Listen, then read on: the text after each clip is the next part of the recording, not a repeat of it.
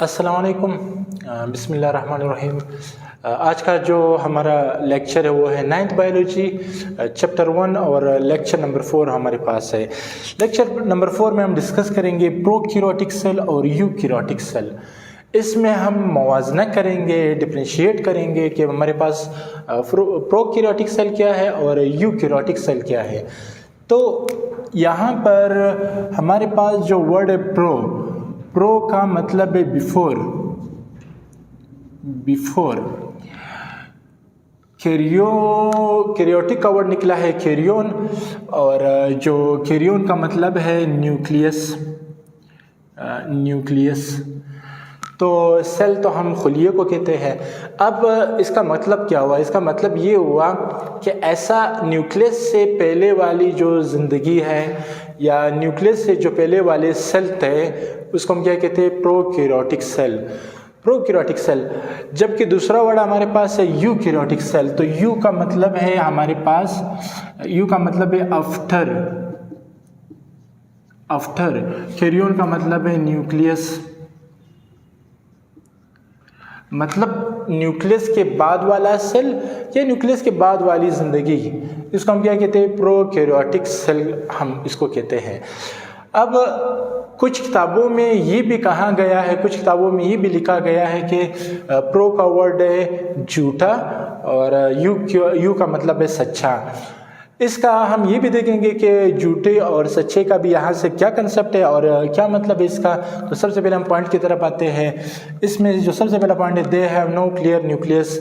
जितने भी प्रोकैरियोटिक होंगे, प्रोकैरियोटिक सेल होगा, उसके अंदर कोई क्लियर न्यूक्लियस आपको नज़र नहीं आएगा। क्लियर न्यूक्लियस से क्या मुराद है कि हमारे पास एक होगा सेल, हमारे पास एक सेल होगा। आप जिस भी मतलब जो भी सेल आप देखोगे तो आपको दरमियान में क्या नजर आएगा? आपको दरमियान में न्यूक्लियस नजर आएगा, ठीक। लेकिन इसके अंदर कोई भी न्यूक्लियस नहीं होता है। तो इन सेल्स में आपको कोई भी न्यूक्लियस नज़र नहीं आएगा। तो इनमें कोई भी न्यूक्लियस आपको नज़र नहीं है। तो इसीलिए हम कहते हैं they have no clear nucleus. Even के इसके अंदर जो न्यूक्लियर मेम्ब्रेन है वो भी प्रोकैरियोटिक सेल में नहीं होता है। जबकि जो यूकैरियोटिक सेल है इसमें हमारे पास न्यूक्लियस इज प्रेजेंट, या फिर हम ये कहेंगे कि न्यूक्लियस इज क्लियर। यहाँ पे न्यूक्लियस हमारे पास बिल्कुल क्लियर होगा। कैसे क्लियर होगा मैं आपको बताता हूँ। इसमें भी हमारे पास एक सेल है, सेल के अंदर आपको क्या नजर आएगा? न्यूक्लियस नजर आएगा। अब ये हमारे पास एक आ गया है न्यूक्लियस। अब अगर यहाँ पे न्यूक्लियस के यहाँ पे आपको एक दीवार आपको नजर आएगा, एक पर्दा आपको नजर आएगा, एक मेम्ब्रेन आपको नजर आएगा। इस मेम्ब्रेन का नाम है न्यूक्लियर मेम्ब्रेन। तो लिहाजा इसमें न्यूक्लियर मेम्ब्रेन है, क्लियर है, लेकिन इसके अंदर कोई भी न्यूक्लियर मेम्ब्रेन नहीं है। कौन से वाले में? यूकैरियोटिक में न्यूक्लियर मेम्ब्रेन है। दूसरा पॉइंट जो हमारे पास है वो है composed of only one chromosome with DNA और आरएनए। इसमें सिर्फ और सिर्फ एक क्रोमोसोम होगा, क्रोमोसोम के साथ डीएनए वगैरह भी हो सकते हैं, ठीक है, होते हैं। तो इसमें एक क्रोमोसोम होता है। इनके दरमियान में आपको एक बड़ा सा आपको एक क्रोमोसोम नजर आएगा। तो क्रोमोसोम की तादाद होती है सिर्फ और सिर्फ एक होती है। लेकिन जब आप इसकी बात करते हैं तो इसमें क्रोमोसोम की तादाद क्या होती है? More than one. क्रोमोसोम की तादाद एक से ज़्यादा होती है। क्रोमोसोम की तादाद क्या होती है? एक से ज़्यादा। मतलब एक से ज़्यादा क्या होती है? क्रोमोसोम की तादाद एक भी होती है, दो भी होती है, तीन भी होती है, चार भी होती है और चार से ज़्यादा भी होते हैं। हमेशा अगर देखा जाए तो यूकैरियोटिक में क्रोमोसोम की जो तादाद होती है वो जोड़े की शक्ल में होती है, पेड़ की शक्ल में होती है। इसमें एक और भी है, जो क्रोमोसोम के साथ क्या होगा? डीएनए होगा, लेकिन आपके पास यहाँ पे कवरिंग प्रोटीन भी होगा। तो यूकैरियोटिक में आपको क्रोमोसोम और डीएनए तो मिलेंगे, लेकिन साथ साथ में आपको प्रोटीन भी मिल जाएगा यूकैरियोटिक सेल में। जो तीसरा पॉइंट हमारे पास है, इसमें हर सेल के अंदर ऑर्गेनेलीज होते हैं। क्या होते हैं? ऑर्गेनेलीज। और जिस तरह न्यूक्लियस के अंदर एक मेम्ब्रेन था, एक मेम्ब्रेन जिसको न्यूक्लियर मेम्ब्रेन कहा करते हैं। तो यहाँ पे आपको सेल के अंदर कुछ ऑर्गेनेलिज नज़र आएंगे। ऑर्गेनेलिज कुछ खास किरदार अदा करते हैं सेल के अंदर।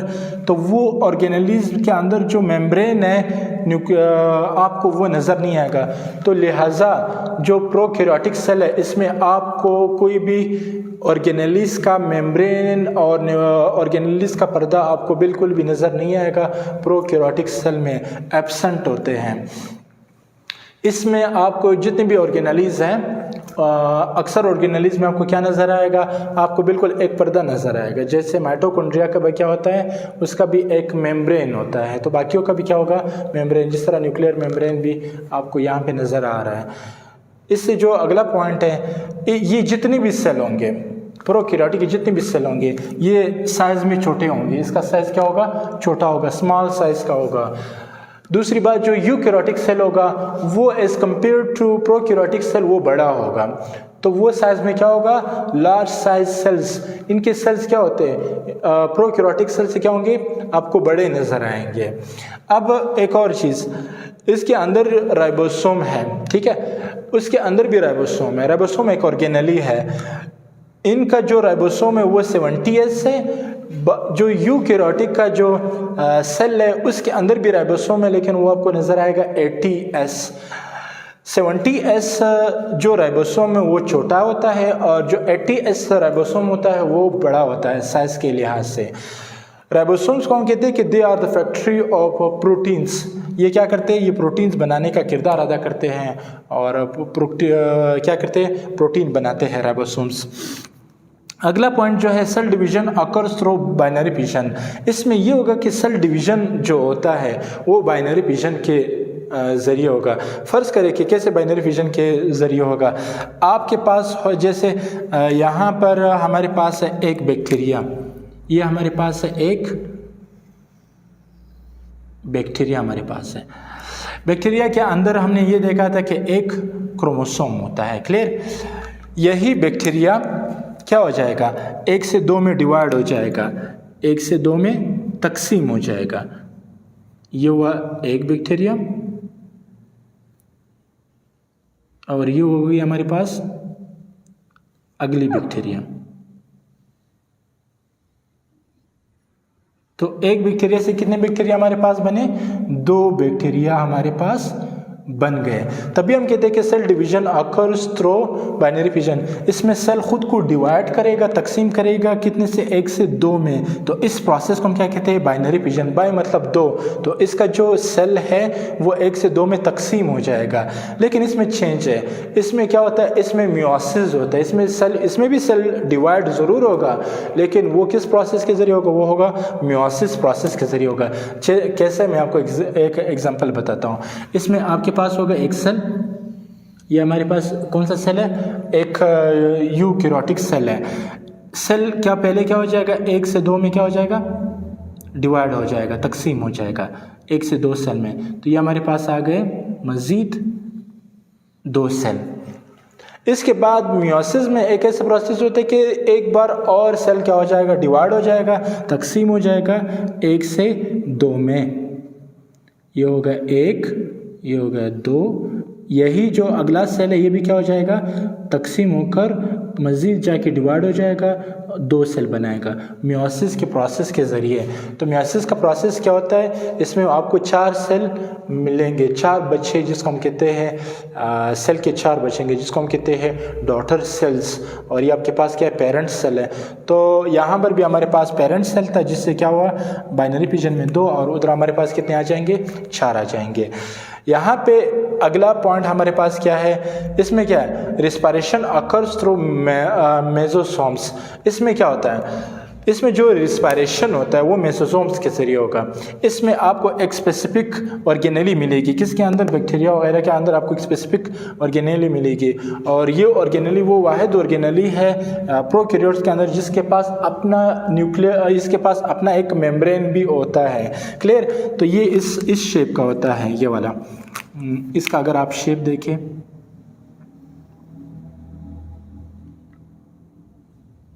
ये आपको इस शेप का मिल जाएगा। तो ये मेसोसोम्स का आपके पास स्ट्रक्चर है, ये इस शेप का मिल जाएगा। इसमें क्या होता है, इस मेसोसोम्स में प्रोकैरियोटिक के सेल में क्या होगा, यहाँ पे जो रिस्पायरेशन होगा वो मेसोसोम्स के ज़रिए होगा। रिस्पायरेशन से क्या मुराद, रिस्पायरेशन से मुराद के क्या होता है, गैसेस एक्सचेंज होते हैं। एक गैस अंदर आ जाता है और दूसरा गैस कार्बन डाइऑक्साइड, एक गैस अंदर चला जाता है और दूसरा गैस बाहर चला जाता है। इसी रिस्पायरेशन, इसको हम कहते हैं रिस्पायरेशन प्रोसेस। इसी रिस्पायरेशन प्रोसेस के नतीजे में सेल को क्या मिलती है, सेल को एनर्जी मिलती है। तो इस दौरान सेल को क्या मिलता है, एनर्जी मिलता है। सेम प्रोसेस यहाँ पे जो सेल, यहाँ पे जो रिस्पायरेशन होगा वो माइटोकॉन्ड्रिया के ज़रिए होगा। माइटोकॉन्ड्रिया का स्ट्रक्चर भी कुछ इस तरह ही होता है। क्लियर है, ये माइटोकॉन्ड्रिया का स्ट्रक्चर है। माइटोकॉन्ड्रिया का डबल मेम्ब्रेन आपको यहाँ पे मिल जाएंगे। तो माइटोकॉन्ड्रिया, तो इसके अंदर भी रिस्पायरेशन होता है। ये माइटोकॉन्ड्रिया आपको कहाँ पे मिल जाएगा, सेल के अंदर मिल जाएगा। ये भी एक ऑर्गेनली है। इस यहाँ पर भी रिस्पायरेशन का मतलब है कि गैसेस एक्सचेंज के दौरान आपको क्या मिल जाएगा, एनर्जी। तो यहाँ पर भी एनर्जी का एक ज़रिया है, रिस्पायरेशन एनर्जी का एक ज़रिया है। खैर, इसके बाद जो हमारे पास लास्ट पॉइंट आपके पास आ रहे हैं, इनके पास सेल वॉल होते हैं। इनकी जो जितने भी सेल वॉल है, अक्सर इनके सेल वॉल पेप्टिडोग्लाइकेन से बने हुए हैं। ख़ासकर बैक्टीरिया का, ये जो बैक्टीरिया का आपके पास जो सेल वॉल होगा वो किस चीज़ से बना होगा, वो पेप्टिडोग्लाइकेन से बना होगा। ये बैक्टीरिया है, बैक्टीरिया के ऊपर एक आउटर गिलाफ पाया जाता है, आउटर एक पर्दा पाया जाता है, बेरोनी पर्दा। ये जो पर्दा होगा, ये बेरोनी जो पर्दा होगा, ये किस चीज़ से बना हुआ है, सेल वॉल से बना हुआ है, और सेल वॉल पेप्टिडोग्लाइकेन से बना हुआ है। तो यहाँ पर जो आपको सेल वॉल मिलेंगे ये पेप्टिडोग्लाइकेन से बने हुए हैं। दिस इज सेल वॉल, ये जो रेड मैंने यहाँ पे आपको दिखाया हुआ है। यहाँ पर भी आपको यूकैरियोटिक में भी आपको सेल वॉल मिलेंगे, लेकिन वो सेल वॉल सेलुलोज और काइटिन से बने हुए हैं। खासकर जो प्लांट्स होते हैं उसका जो सेल वॉल होगा वो किस चीज़ से बना हुआ है, वो सेलुलोज से बना हुआ है। यहाँ पर जो फंजाई होते हैं, फंजाई का जो सेल वॉल है वो किस चीज़ से बना हुआ है, काइटिन से मिलकर बना हुआ है। अब इनके कुछ एग्जांपल्स हम लेते हैं।